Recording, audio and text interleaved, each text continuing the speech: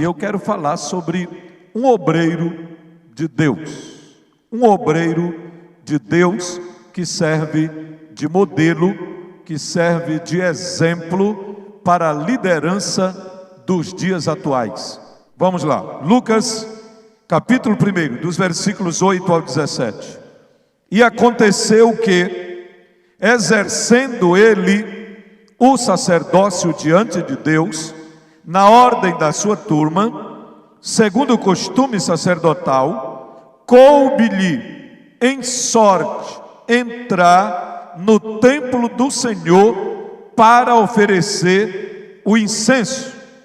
E toda a multidão do povo estava fora, orando a hora do incenso. Então, um anjo do Senhor lhe apareceu, posto em pé, à direita do altar do incenso. E Zacarias, vendo-o, turbou-se, e caiu temor sobre ele. Mas o anjo lhe disse: Zacarias, não temas, porque a tua oração foi ouvida, e Isabel, tua mulher, dará à luz um filho, e lhe porás o nome de João, e terás prazer e alegria, e muitos se alegrarão no seu nascimento.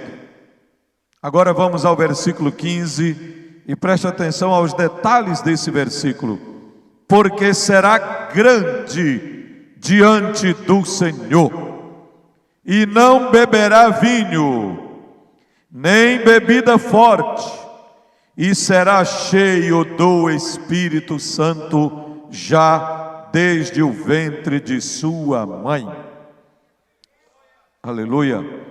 E converterá muitos dos filhos de Israel ao Senhor, seu Deus, e irá adiante dele no espírito e virtude de Elias, para converter o coração dos pais aos filhos e os rebeldes à prudência dos justos, com o fim de preparar ao Senhor um povo bem disposto.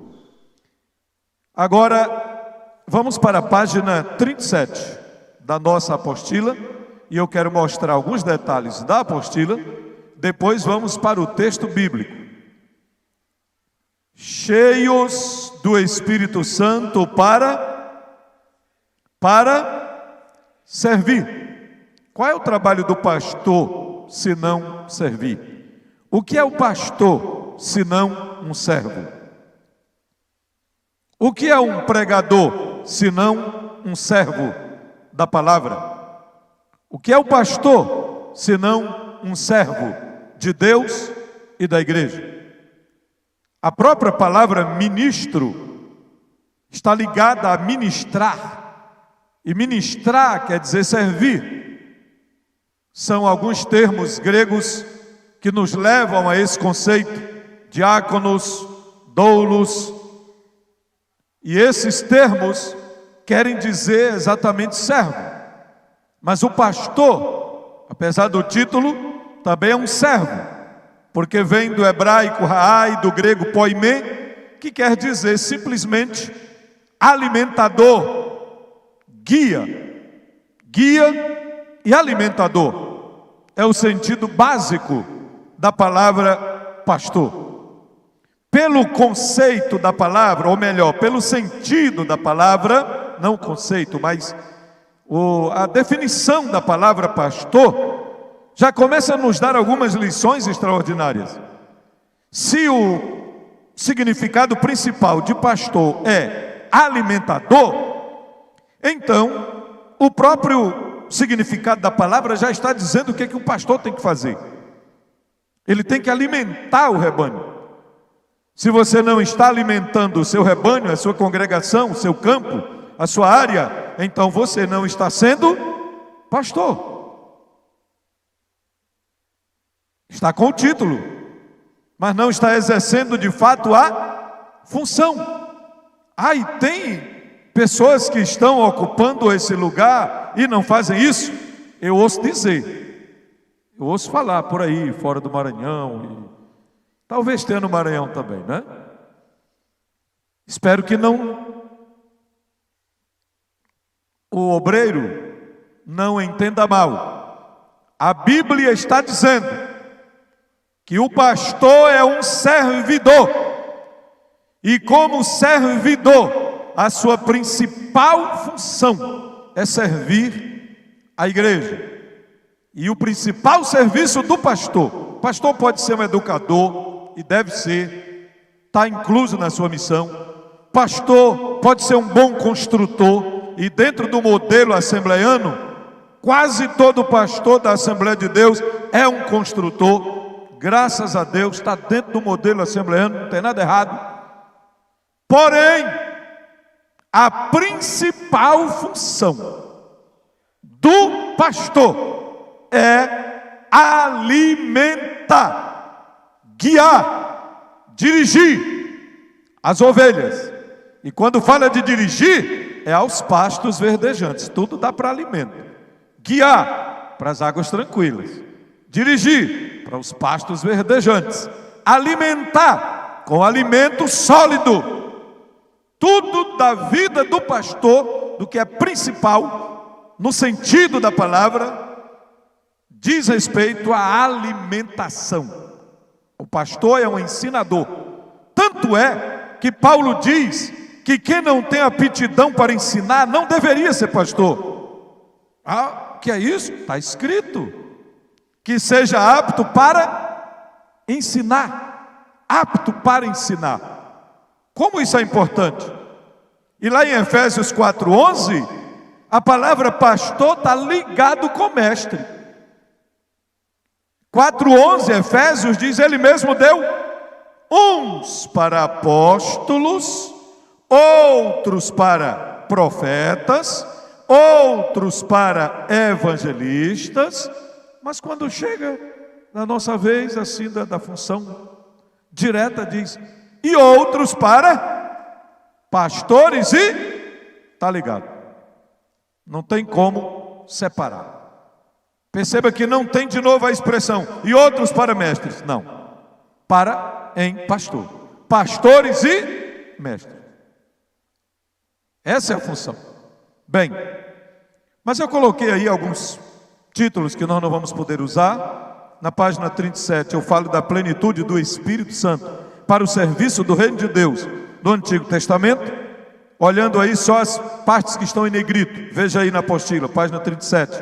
Eu falo sobre o Espírito Santo em José, a capacidade para revelação de mistério, a sabedoria para administrar, o Espírito Santo sobre Moisés, a autoridade para liderar, sabedoria para comunicar as revelações do Altíssimo, mansidão para levar as cargas do povo, e a autoridade e capacitação divina para profetizar.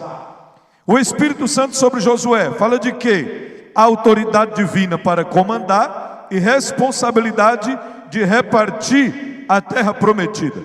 E o Espírito Santo sobre os juízes. Aí nós temos o exemplo de Otniel, Gideão, Jefté e Sansão. Coloquei apenas 4. O Espírito Santo nos profetas. Qual era a sua grande missão? Inspirar a palavra, inspirar a escritura da palavra, como diz Ezequiel, então entrou em mim o Espírito quando falava comigo. E Davi chegou a se expressar no segundo livro de Samuel, o Espírito de Deus falou na minha boca.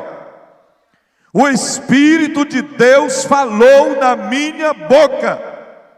Perceba que o trabalho, a missão do Espírito Santo vem de longos tempos, já de muito tempo, e agora paramos bem aqui no item 2, a plenitude do Espírito Santo no serviço do reino de Deus no Novo Testamento.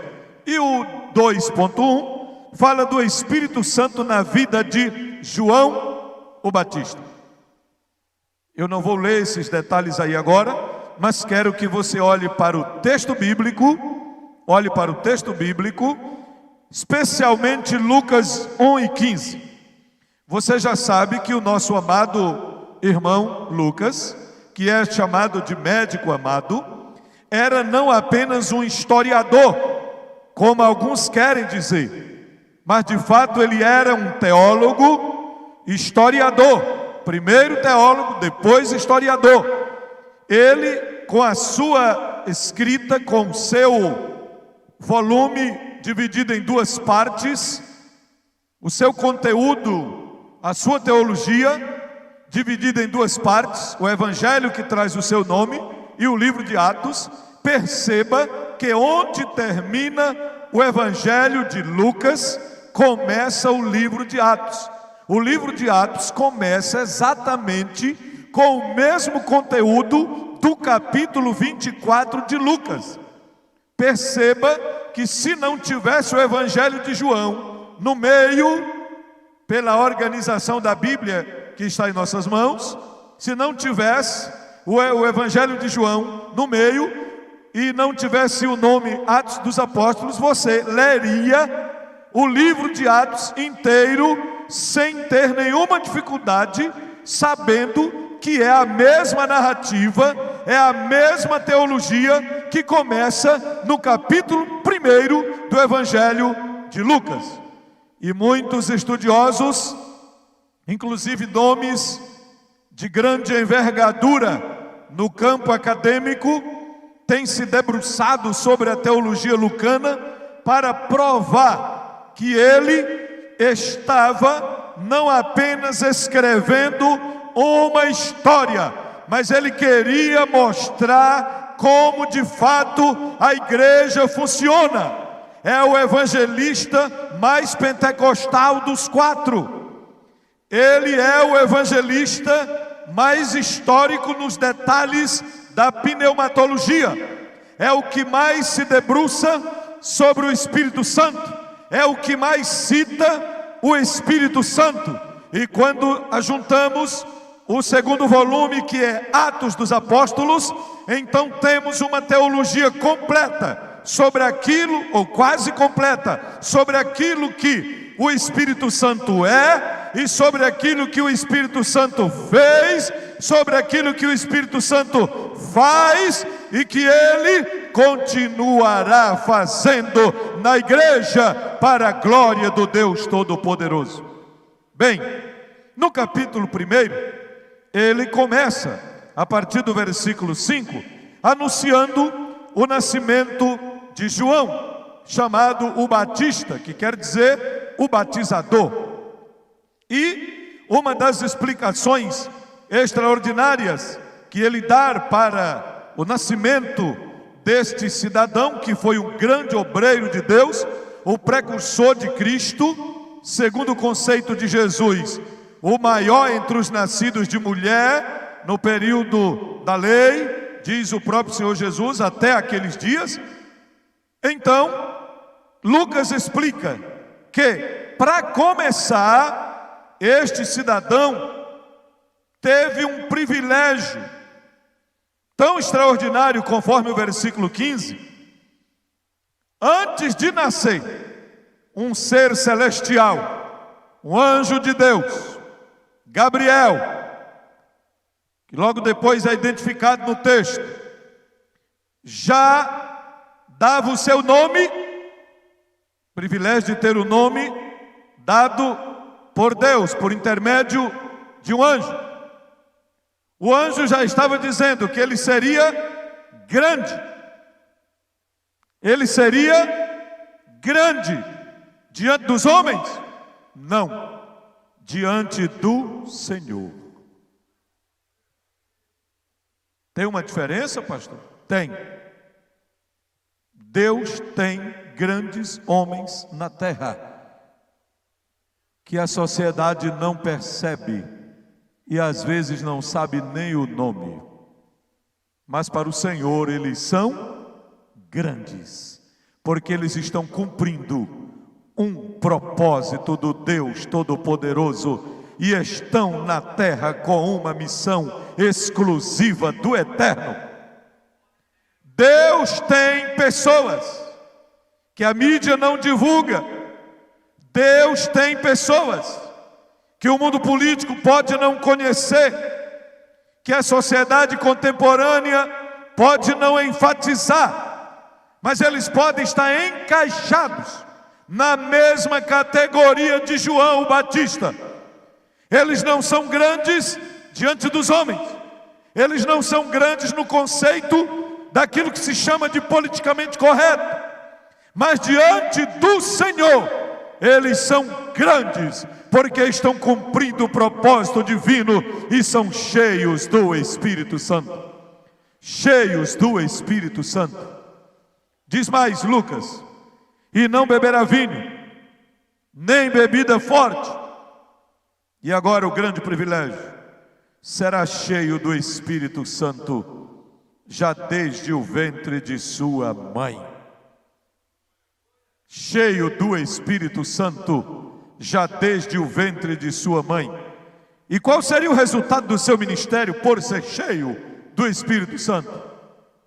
Por ser cheio do Espírito Santo, diz o anjo a seu pai Zacarias, ele converterá muitos dos filhos de Israel ao Senhor seu Deus. Está no versículo 16. E irá diante dele no espírito e virtude de Elias. Para quê? Para converter o coração dos pais aos filhos e os rebeldes à prudência dos justos, com o fim de preparar ao Senhor um povo bem disposto. Quem entendeu até aqui pode dizer amém? Acompanhe comigo agora na apostila 2.1. A João o Batista estava destinado a uma missão de grande interesse dos céus. Por isso, o Espírito Santo manifestou-se nele de um modo especial. Ao anunciar o nascimento do corajoso profeta, o anjo disse, leia você agora que está acompanhando aí: será cheio do Espírito Santo já desde o ventre materno. O Espírito que usaria João para preparar os caminhos do Senhor, usou Zacarias para preparar o caminho de João, como aquele que seria o precursor de Cristo. João o Batista nos ensina grandes lições acerca da operacionalidade e da presença do Espírito Santo.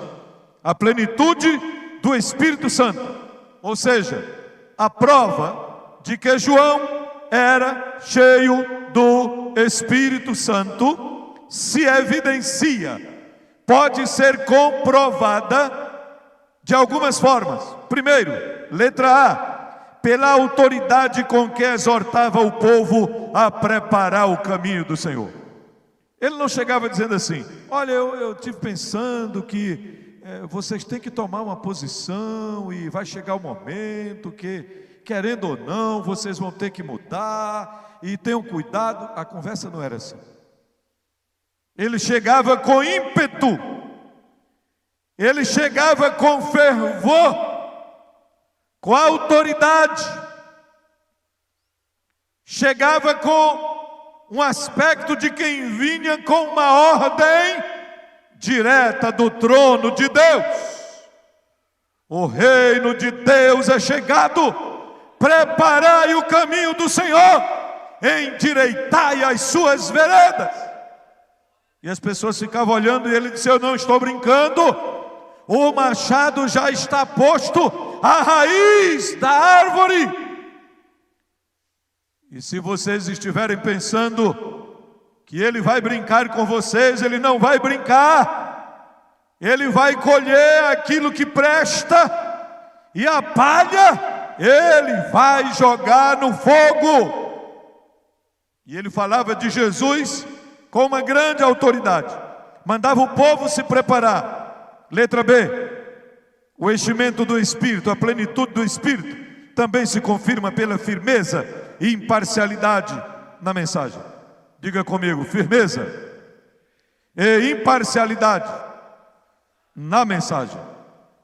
Meus irmãos, ele olhava para os soldados E eles perguntavam: e nós, o que devemos fazer?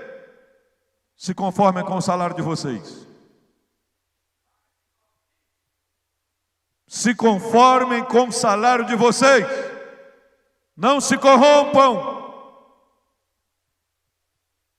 Não subornem ninguém, nem sejam subornados. Não aceite suborno. Aí chegavam os fariseus, chegava gente de todas as classes, e a mensagem era a mesma: arrependei-vos.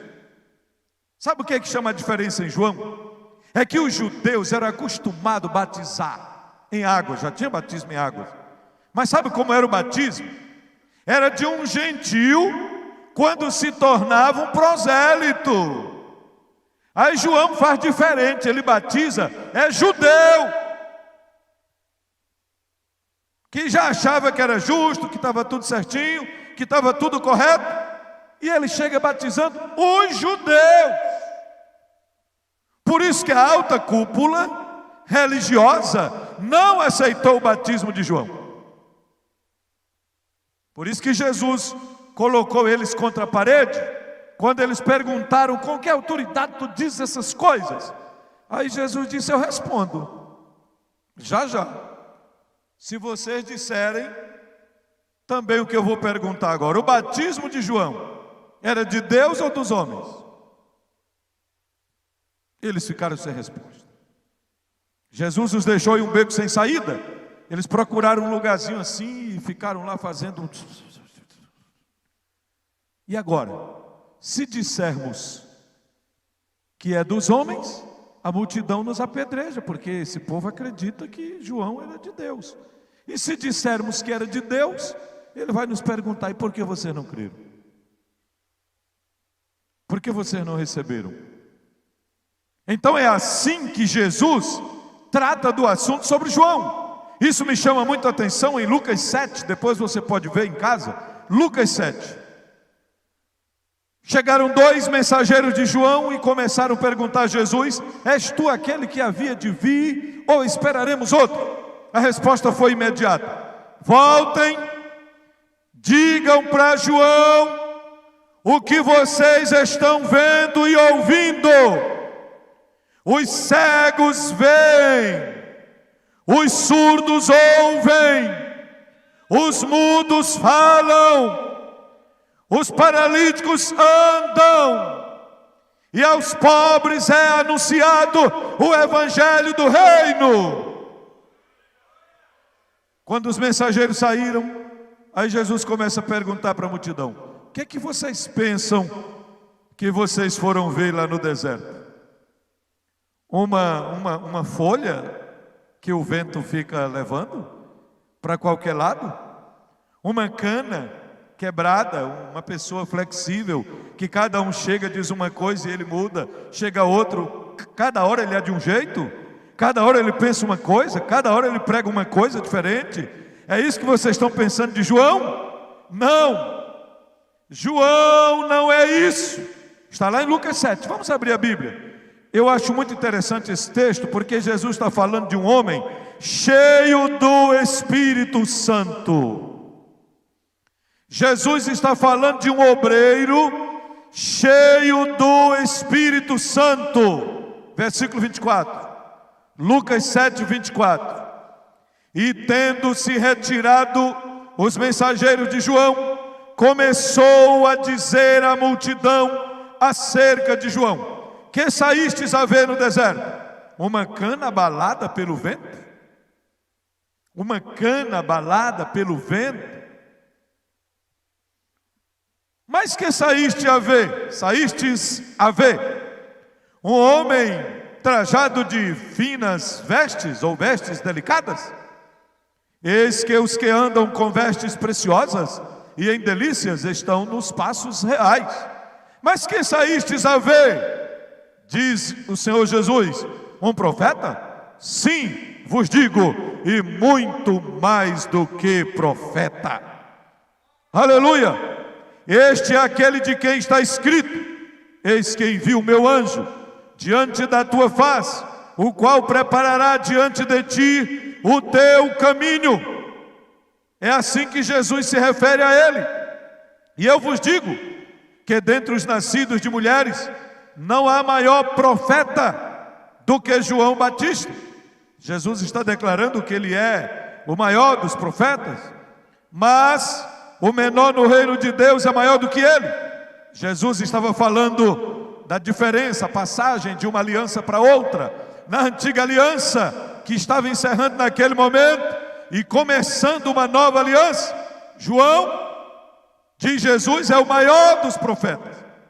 Mas agora, na aliança que Jesus está introduzindo, nessa nova dispensação, nesse novo momento do reino de Deus, Jesus declara que aquele que se considera menor no reino de Deus é maior do que ele. Aí aqui estão os mistérios do reino de Deus.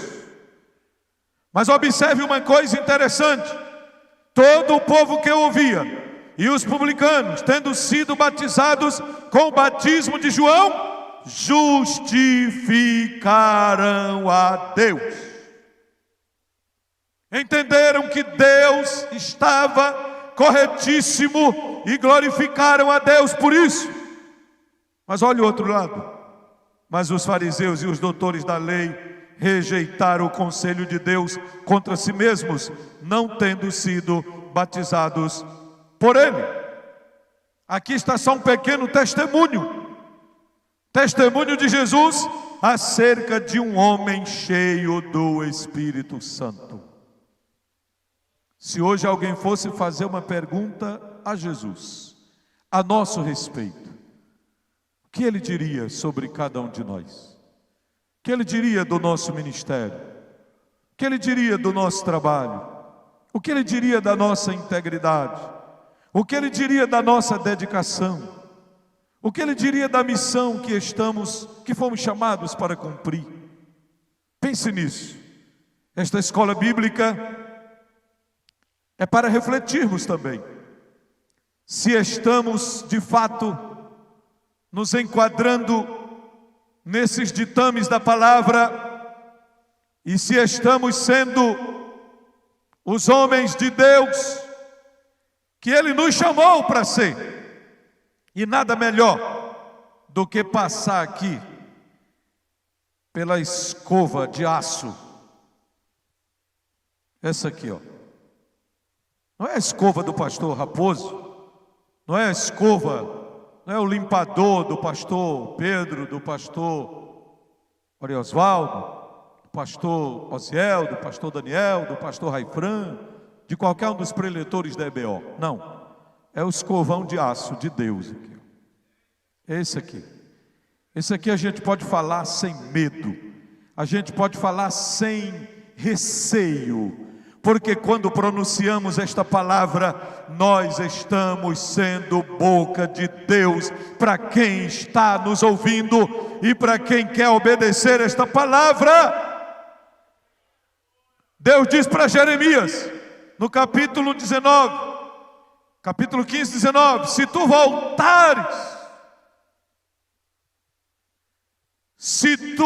voltares, ele estava dizendo que não queria mais pregar, que não ia mais entregar mensagem por causa do sofrimento, por causa da pressão, porque ninguém queria acreditar no seu ministério.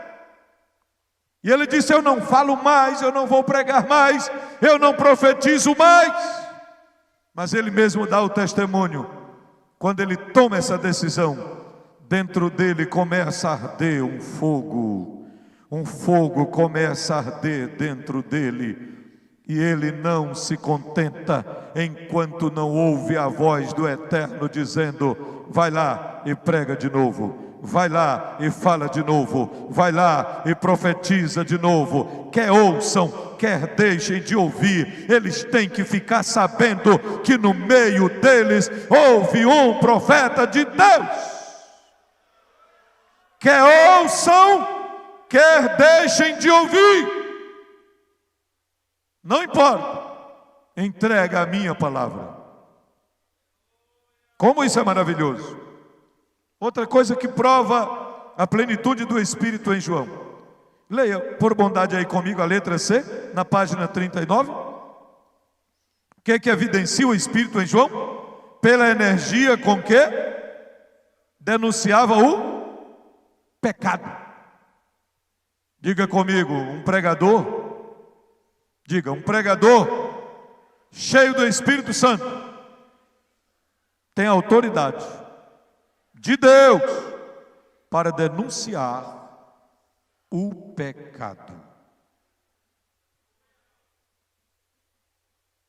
Mas para denunciar o pecado, tem que estar limpo, tem que estar na presença do Eterno, tem que estar conectado com o trono de Deus, tem que estar em dia com o céu. Aleluia! E é por isso que João é um grande exemplo de um obreiro cheio do Espírito e que tem coragem de cumprir o seu ministério com todo entusiasmo. A letra D diz que ele tinha segurança no ensino.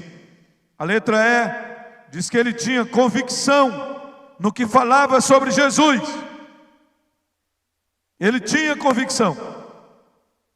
Mas eu quero, por causa do tempo, eu quero pular para a letra I. Eu queria que você lesse com muita atenção. Talvez você vai sentir a necessidade de marcar alguma coisa aí, na letra I, da página 39. Com estas afirmações, João Batista reafirmou a sua fé na messianidade de Jesus. Ou seja, ele estava confirmando que Jesus era de fato o Messias. E ele estabeleceu um importante paradigma para a compreensão do ministério do Espírito Santo. Nós estamos vivendo os dias do ministério do Espírito Santo. Nós estamos vivendo a dispensação do Espírito Santo. O Espírito Santo está à nossa disposição. O Espírito Santo está operando na noiva de Cristo desde o dia de Pentecoste. O Espírito Santo está operando uma grande obra na terra desde o dia de Pentecoste, como nunca. Porque Jesus disse: Ele habita convosco e estará em vós. É desde aquele dia, obreiros. É desde aquele dia, pastores. Acompanhe aqui esse pensamento. Compreensão do ministério do Espírito. Não se trata do quanto cada um possui. É esse aqui que eu gostaria que você entendesse. Se você sair dessa EBO, entendendo esse ponto aqui, ou dessa plenária, entendendo esse ponto aqui, e colocando isso em prática na sua vida, já me dou por satisfeito. E tenho certeza que Deus vai operar na sua vida, se isso for colocado em prática. Não se trata do quanto cada um possui, mas do quanto se deixa possuir. Não é uma questão de quanto do Espírito cada pastor tem, mas de quanto do pastor ou do líder o Espírito tem. Quanto é que ele tem de nós? Qual é a quantidade do tempo nosso que ele pode contar para ele? Qual é a quantidade, o percentual do nosso ministério que ele pode contar para operar em nós? Qual é o percentual da nossa vida, do nosso casamento, do nosso ministério, da nossa vida como estudante da Bíblia, da nossa vida como pregador, da nossa vida como pastor auxiliar, como pastor presidente, como um pastor missionário, como um formador de líderes? Quanto é que ele tem de nós? Qual é o percentual que ele tem da nossa vida? Pastor, então o senhor está dizendo que não é só uma questão do Espírito Santo habitar na gente, está tudo resolvido? Não, não é só habitar. Habitar, ele habita desde o momento da regeneração. Mas não é só uma questão de habitação, é uma questão de nos deixarmos ser guiados por Ele, guiados pelo Espírito Santo, guiados pela terceira pessoa da Santíssima Trindade, guiados pelo Espírito, guiados pelo Espírito. Os líderes cheios do Espírito, guiados pelo Espírito, já não esperam reconhecimento ou fama. Os líderes guiados pelo Espírito já morreram para si mesmos e para suas ambições mesquinhas. Os líderes guiados pelo Espírito Santo, os pastores guiados pelo Espírito Santo, eles não estão cheios de avareza, mas eles estão cheios de Deus. Cheios de Deus, para poder fazer a obra de Deus. Eles são vasos de bênção. Eles assumem a liderança, qualquer cargo, do menor ao maior, não para poderem ter o nome destacado, mas no coração eles assumem tais tarefas como oportunidade de serviço, como oportunidade de amor, como oportunidade de trabalho, para que o reino cresça, o reino de Deus cresça, o reino de Deus avance, o reino de Deus prospere e a igreja continue ocupando todos os espaços da cidade, da sociedade, para que o nome de Cristo Jesus seja glorificado. Pastores cheios de Deus, cheios do Espírito de Deus, andam guiados pelo Espírito e pelo serviço do reino e se santificam até que Ele venha. Até que Ele venha. Eu escrevi aqui 3 coisas que não estão na apostila. 3 pensamentos. São os erros básicos que um pastor pode cometer com relação ao Espírito Santo. Primeiro erro: pensar que o Espírito Santo se resume apenas a um estudo, ou uma disciplina da academia teológica. Pensar que o Espírito Santo se resume apenas a uma unidade de estudo no grande campo da teologia, chamado pneumatologia. Pensar isso é um engano. Pensar isso é um erro para o nosso ministério. Segundo erro: pensar que o Espírito Santo reduziu as suas ações ou parou as suas grandes operações nos dias apostólicos e ele foi um pouquinho mais ali com os discípulos dos apóstolos e acabou, e parou. Pensar isso é outro grande erro. E terceiro, quando um pastor pensa que ele pode realizar o seu ministério pastoral confiando apenas em seus talentos, em sua inteligência pessoal, em sua bagagem, porque eu tenho uma graduação, 2, 3, 4, tantas pós, tantos cursos, tudo isso é importante, tudo isso ajuda. Mas quando um pastor pensa que ele pode dirigir a igreja de Deus, ou ele pode desenvolver o seu ministério pastoral confiado apenas nessas habilidades pessoais, ele está cometendo um grande equívoco. Porque o Espírito Santo, todos nós sabemos disso, mas eu tenho que lembrar isso para mim.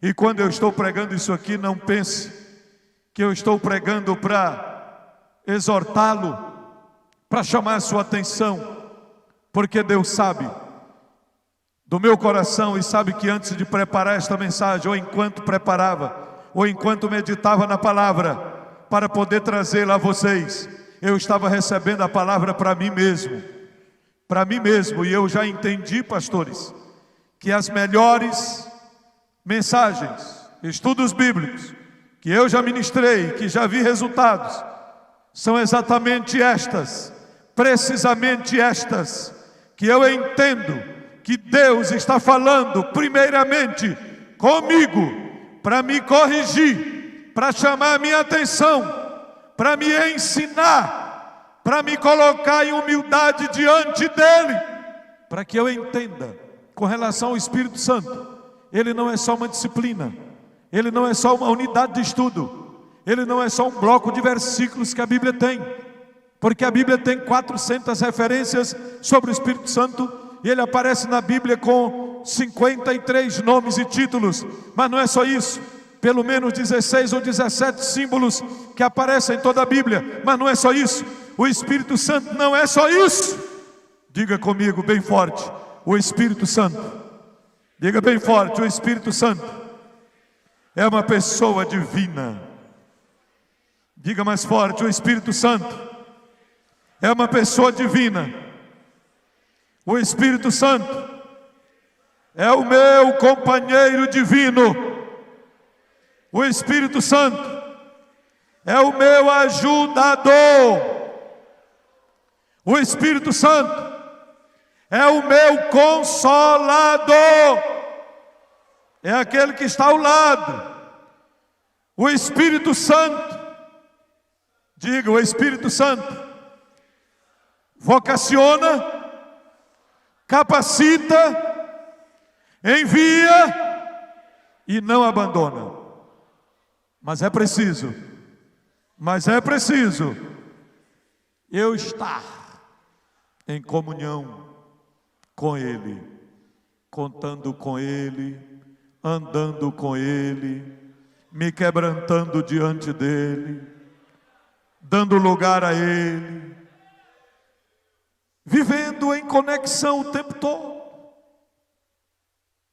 Eu tive um professor em uma das primeiras disciplinas do meu curso teológico em Belém do Pará, quando o pastor Firmino Gouveia era o pastor presidente lá, havia um seminário interno, e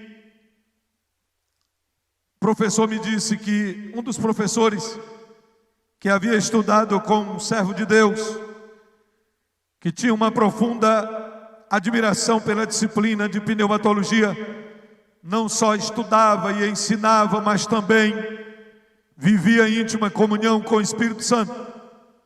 Toda vez que ele via diante dele uma estratégia satânica, que Satanás aprontava contra ele e colocava alguma pessoa ou alguma tentação ou alguma oportunidade para o pecado, sabe o que ele fazia? Imediatamente ele começava a orar, e em poucos minutos atravessava o percurso que fosse, orando em línguas.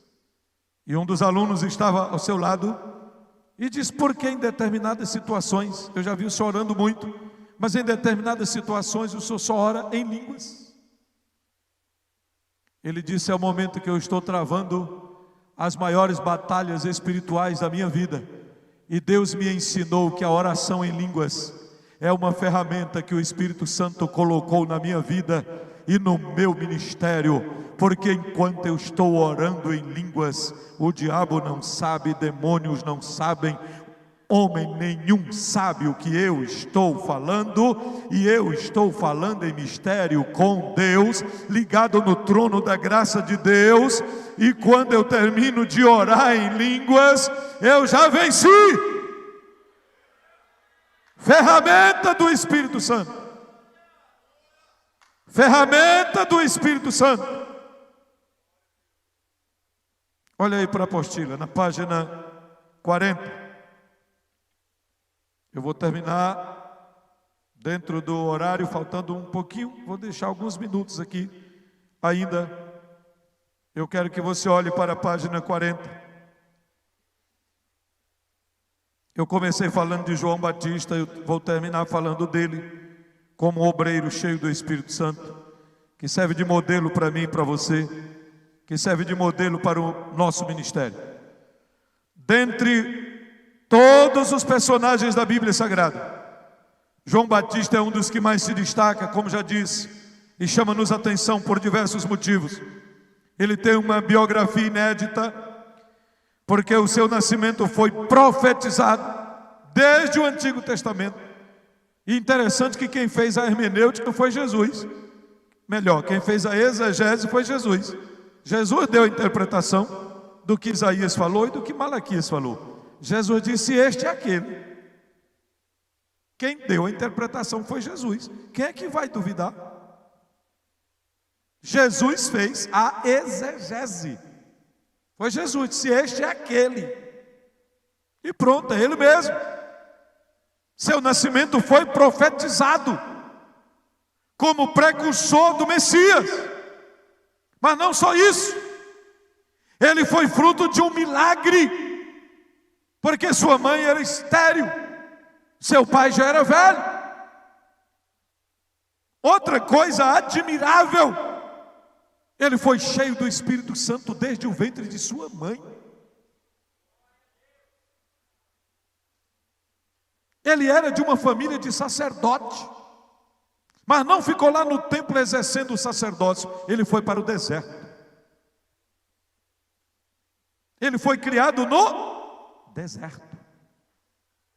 Mas quando chegou a hora de começar o ministério profético, diz a palavra, e veio, diz a Bíblia, e veio a palavra do Senhor a João no deserto. O problema não é o lugar, irmão. O problema não é o lugar. A questão é o homem. É o homem. É o homem. A palavra deserto tem vários sentidos na Bíblia. Lugar ermo, lugar difícil, lugar seco. Mas deserto também tem outros sentidos. Tem muitas aplicações. Mas a Bíblia diz que a multidão saía de Jerusalém e ia para o deserto. Para quê? Para ouvir João. Por quê? Porque Deus era com ele. Deus era com ele. Onde? No deserto. No deserto. Entenda uma coisa, querido obreiro. Deus não nos chamou exclusivamente para um lugar. Deus nos chamou exclusivamente para uma missão. Deus nos chamou para uma missão.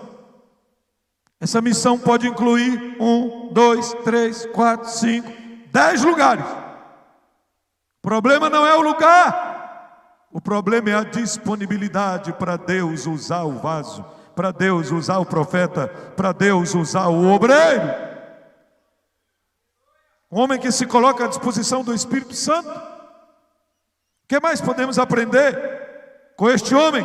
É com ele que Deus quebra o silêncio profético de aproximadamente 430 anos. E veio a palavra do Senhor a João no deserto. Mas eu queria que você lesse comigo aí essas palavras que estão em caixa alta. É com elas que nós vamos encerrar. É com esse esboço aí. Leia aí comigo, por favor. Bem forte. João Batista serviu como profeta. E o que mais? Pregador, líder espiritual, tendo a certeza do seu chamado. Ele se sentia, ele era um verdadeiro profeta, e Jesus disse que ele era mais do que um profeta, e ele se sentia tomado pela sua missão. Deus estava com o seu mensageiro fiel lá no deserto. Não importa o lugar onde você está hoje, não importa o lugar onde você está agora, importa se Deus estiver contigo. Importa se Deus estiver contigo. Importa se Deus for contigo. Importa se Deus for contigo. A obra vai prosperar em tuas mãos. ainda que seja no deserto. Se o Senhor é contigo, Deus vai enviar alguém para te ouvir. Deus vai enviar alguém para te ajudar. Deus vai enviar alguém para estar do teu lado, porque para Deus não importa o lugar, importa o homem, importa o profeta, importa o vaso.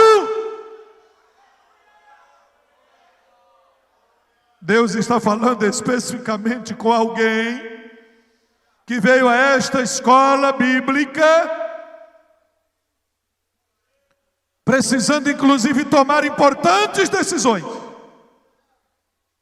E Deus está mostrando para você que a questão não é o lugar.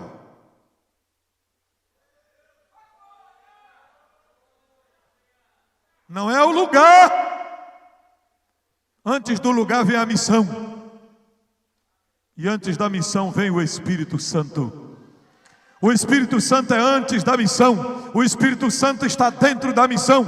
O Espírito Santo ajuda a cumprir a missão. O Espírito Santo capacita para a missão. O Espírito Santo vai com você enquanto cumpre a missão. O Espírito Santo é maior do que a missão.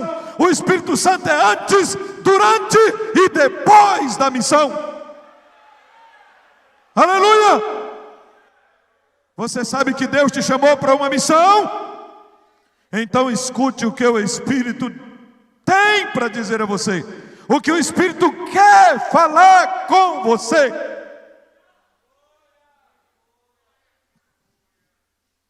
Se você é fiel a Ele, está em comunhão com Ele, o Espírito Santo ainda dá criatividade. O Espírito Santo ainda mostra saídas. O Espírito Santo ainda fala com os seus obreiros. O Espírito Santo ainda revela o oculto e o escondido. O Espírito Santo ainda distribui dons. O Espírito Santo ainda traz visões e revelações. O Espírito Santo ainda traz mensagens direto do trono de Deus. O Espírito Santo continua sendo o Espírito da graça, o Espírito da glória. O Espírito Santo continua sendo o Espírito da promessa. O Espírito Santo continua sendo o Espírito da verdade, o Espírito da adoção, o Espírito de conhecimento, o Espírito de conselho, o Espírito de sabedoria, o Espírito de inteligência, o Espírito de fortaleza, o Espírito de justiça, o Espírito de profecia, o Espírito de santificação, o Espírito de súplica, o Espírito de temor do Senhor.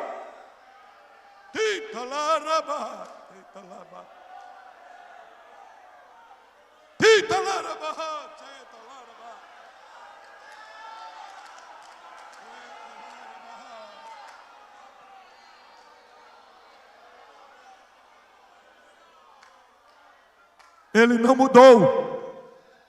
Nós é que mudamos, Ele não. A liturgia da igreja é que muda de vez em quando, Ele não. As teologias é que mudam de vez em quando, Ele não. As convenções é que mudam de vez em quando, Ele não. Os estatutos é que mudam de vez em quando, Ele não. Os regimentos internos é que se alteram conforme as necessidades ou vontades, Ele não. Ele é o Espírito que conduz a igreja. Ele é o Espírito que prepara a igreja. Ele é o Espírito que vocaciona para o ministério. Ele é o Espírito que capacita para o ministério. Ele é o Espírito que confirma o teu ministério. Ele é o Espírito que revela detalhes do teu ministério. Ele é o Espírito que te dá força quando você quer desistir do ministério. Eu não sei se você já pensou como eu, mas eu já pensei em desistir. E não foi só uma vez. Sim, Exatamente. Ser humano. Quando as coisas apertam, por causa das dificuldades que muitas vezes há dentro do corpo de Cristo, a igreja local, as incompreensões. Pastor quer uma coisa e está fazendo com tanta boa vontade. Aí se levanta o Sambalate, se levanta o Tobias, se levanta o Gesem, se levanta a falsa profetisa Noadia, se levanta todo o trio ou o quarteto que tentou atrapalhar Neemias. Aí o ser humano que é fraco, limitado. Aí a gente tem que se lembrar do que Pedro disse. Em em Atos 10, 38. Pedro falou, Lucas escreveu. Como Deus ungiu a Jesus de Nazaré com o Espírito Santo e com virtude. Com o Espírito Santo e com virtude, com o Espírito Santo e com virtude, com o Espírito Santo e com virtude, com o Espírito Santo e com poder, com o Espírito Santo e com graça, com o Espírito Santo e com sabedoria. Aí eu fico pensando, se Jesus, que não tinha nenhum pecado, precisou da virtude, da unção do Espírito Santo para cumprir o seu ministério aqui na terra, que diremos nós, limitados, cheios de falhas, muitas vezes nós só conseguimos ver um palmo ou menos além do nosso nariz, não conseguimos prever nada do futuro. Não conseguimos, mas quando nos prostramos diante dele,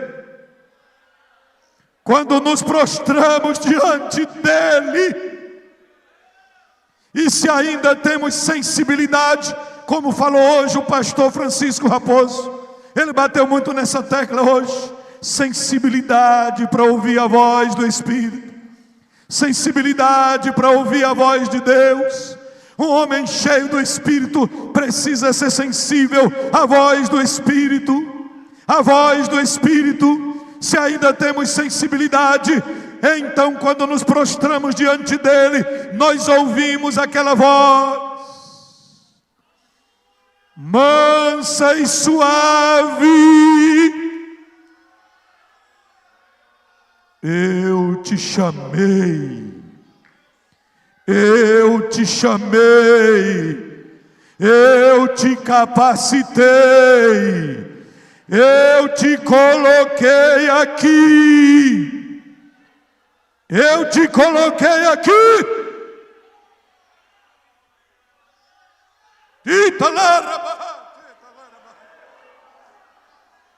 Fique de pé na presença do Deus Todo-Poderoso, fique de pé diante dele.